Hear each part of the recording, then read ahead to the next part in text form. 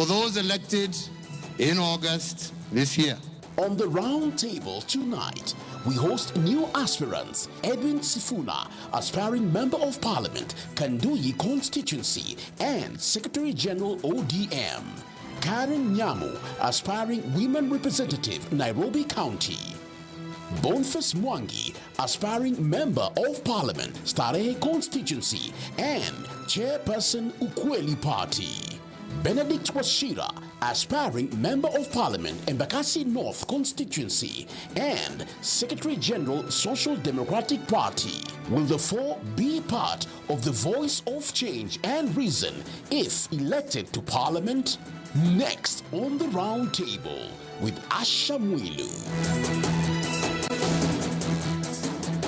Okay, so while we wait for Karen to get here, let's even start. You're all aspirants, parliamentary aspirants. Yes. Can we start with what's the motivation, Edwin? We have had a lot of problems in this country. We have had perspectives given, and we know that the root cause of all these issues we have in this country is leadership.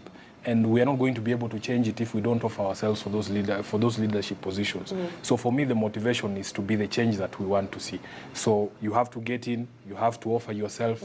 If you believe that your member of parliament is not up to it, if you sit back, he'll be re-elected, you need to be able to step up and also you're offer vying yourself. for which specific seat? For member of parliament for Kanduyi constituency in Bungoma. All right. Yes. Wachira, do you feel the same way? Is that the same reason why you're running? For me, motivation is different.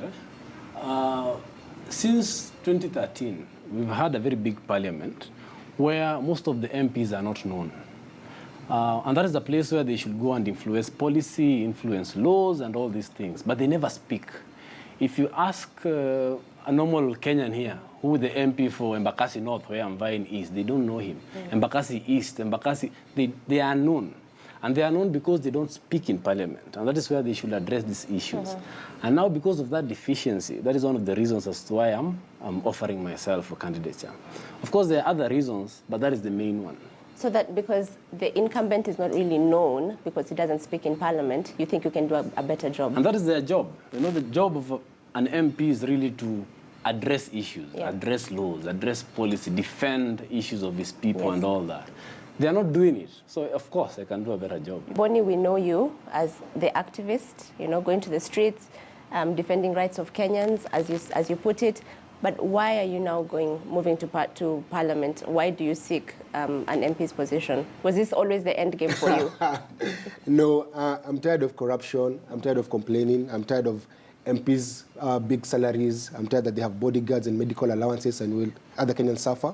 So I'm running to stop the looting and stop the grabbing. I'm running so that MPs can have their salaries cut. And I'm giving myself as an example. When I run, I actually want to say, I'm going to take a 50% pay cut as a member of parliament. I'm not going to need a bodyguard. They should go back to police stations and guard Kenyans. So if I have a problem, I just go to the police station. I don't think a member of parliament should have a private medical cover. You actually should go to a public hospital, and that man should go to public hospitals. When you tell MPs that, they don't say, no, you can't understand. So I'm actually running and telling Kenyans, support me, go to parliament, and continue the fight from the inside. I'm going to parliament as an activist. I've seen your website, Bonnie. Yes. You're talking about two approaches. Approach one is minimizing the perks that MPs have, and then approach two is, you know, having service a delivery service delivery. For Starehe. But that approach one, do you guys feel the same thing? That are you going to take a pay cut? Personally, I would not have a problem with that because I am one of those people who believe that we are not getting into public service to earn money, and that it is almost immoral for us to be able, as members of parliament, to be earning the kind of money that the current members of parliament are earning, and yet we have so many problems and deficiencies in our system. I have hosted MPs, the current sitting ones here, and one thing they've said is that Kenyans view them as a walking ATM, that once you become an MP, wherever you go, people will expect. Let me say there's a reason for that. You see, when someone gives you money or bribes you to vote for them, then they're going to expect you to give them money always. I think I tell Kenyans, there's a problem with us Kenyans. When you expect someone to give you money, that it's like an investment, they're going to start stealing from you. Kwa sababu bunge sio biashara, bunge ni kufanya kazi. But the moment you introduce money into politics, you mess it up. So for me, on my platform, I'm telling Mama Mboga, give me 10 bob, give me 20 bob. I'm actually crowdfunding for my campaign. I'm going to go around and say, give me 100, give me 20 bob. When I go to parliament, I'm not going to do business. I'm going to work for you.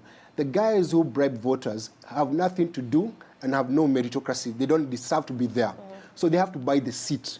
And that's the reason why you have murderers, you have rapists, you have land grabbers, you have drug barons in parliament. If you look at the list of the most corrupt people in this country, those who have been taken to court are parliamentarians. If you look at the drug list issued in this country, you'll find a governor, a senator, a member of parliament.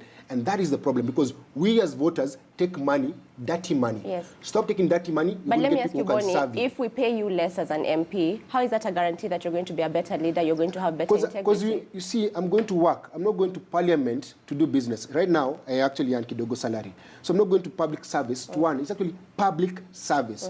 If you don't want the money, stay out. Ask these guys, are you running to become rich? No.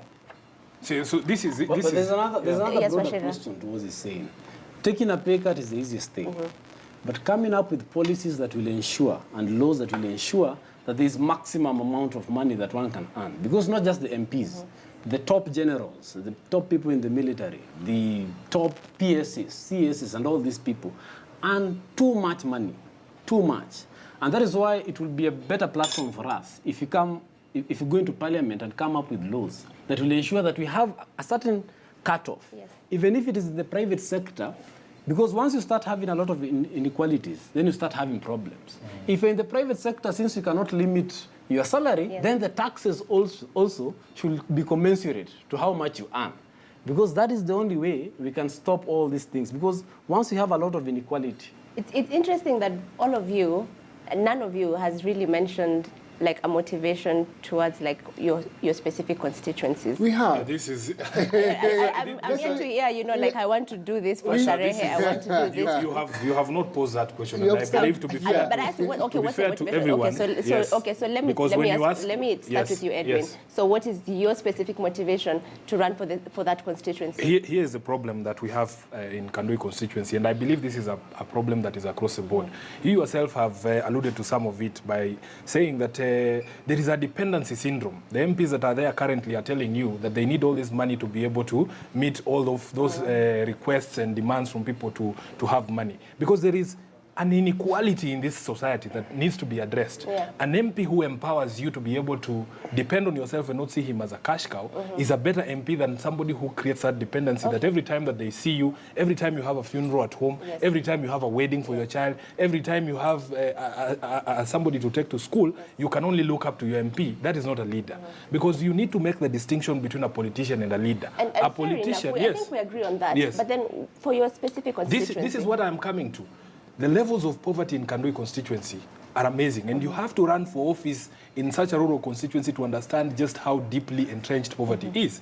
So one of the things that we want to do for Kandui constituency, because we realize, for instance, that if you look at the population of Bungoma, they're saying 70% of the population of Bungoma is below the age of 30, 30 and below. That is a huge chunk of people, and these people are not employed. If you look at the statistics put out by the Chief Justice, in terms of the people who are incarcerated in jail, he's saying up to 75% of the people who are in jail are below the age of 35. 60% of those people who are in jail because of 2 crimes only. Out of the entire criminal book, there's only 2 crimes that are responsible for over 60% of the young people in jail. And that is, it is being drunk and disorderly and causing a disturbance. And there is no place that it manifests itself more than a place like Kandui constituency, because every time in the morning, somebody will call you in the morning. So you want to improve the levels of Absolutely. employment? First of all, we know that there is a problem of employment in this country, and it is even compounded by tribalism.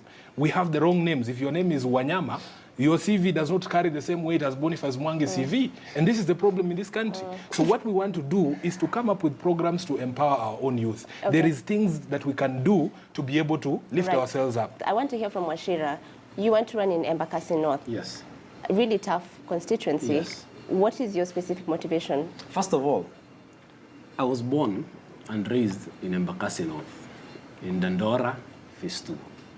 And I've seen how the people there, we've lived that life. It's a low-income area, there's a lot of difficulties and all that. Secondly, the role of the MP, according to our constitution, is legislation, oversight, and representation of the people. So I wouldn't expect anyone to expect me to go and build industries and do all those things so that I can end all these problems that are there. But my job will be to always, whether the bills go through, whether the policy proposals go through or not, I'll always be speaking about, one, unemployment. Because that is one of the things that is really affecting people there.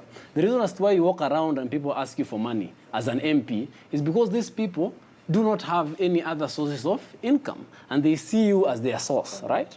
And nobody's really addressing the question of unemployment. Yes. Seriously, we have 40% unemployment rates in Kenya. That is 15 million people. It's Most of them, 60% actually. and these are people of the working age. Government statistics, of course, Yes. they are much higher. These Yes. are people of the working age. So for me, every day, every opportunity that I'll have will be on addressing the question of unemployment, not just in Embakasi North, but of the youth in the whole country. I hear you. I'm hearing one theme, unemployment, yeah? Both places. Starehe. Is that the same thing? I think unemployment is key for everyone in this country. But Starehe is the heart of the city. You have hawkers, which is a big, big problem. I'm a son of a hawker. I grew up hawking. I've worked in this city. There's a hawkers problem where people who are doing their job every day are harassed by city council. They've been made to become ATMs every day. The boda riders, the handcart pullers are suffering every day. The mechanics actually. So actually we want to come up with a system where the hawkers can be able to work effectively without conflicting with the Kanjo every other day. Unapata, like if it's Nairobi, we come and have a market day. We close the entire city. But then how do you guarantee that as an MP?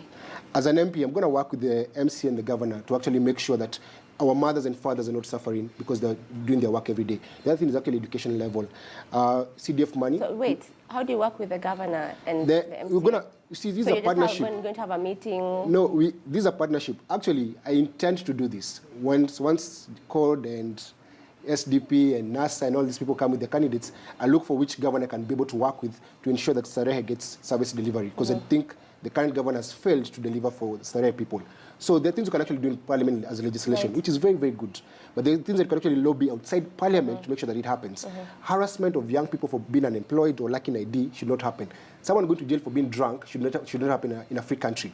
So my point is, number one, hawkers in this city. We must find a working relationship between hawkers, mechanics, handcart pullers, boda riders. If that means we give boda riders ranks in this Nairobi where they can actually park and designated places. Insecurity. Uhuru Park is in Starehe. Parliament is in Starehe. Tomba is in Starehe. River Road is in Starehe.